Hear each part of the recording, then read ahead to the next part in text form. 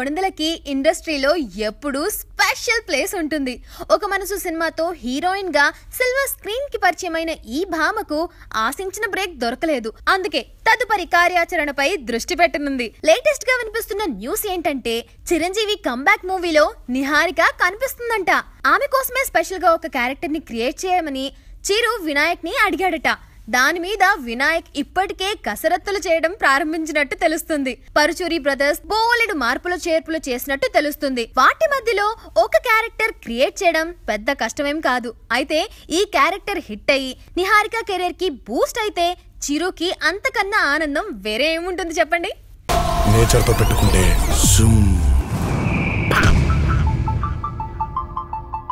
ఆ చెట్టు అంటే నాకెంత ప్రాణమో బుజ్జి అంటే కూడా అంతే ప్రాణం అమ్మా నాకు. ఇంత బోరింగ్ క్యాండిడేట్ తో ఎలా అండి? వేదాల్ని పక్కన పెట్టేసి ఒకటైపోయారు. ఏం లాభం? ఆ ఇద్దరిని ముందు పెట్టుకుని ముద్రగడ ఉద్యమించాల్సింది పోయి నీరసించిపోయారు. దాంతో దాసరి చిరు కాపు ఉద్యమంలో దారుణంగా దెబ్బతినేశారు. ఇక తాజాగా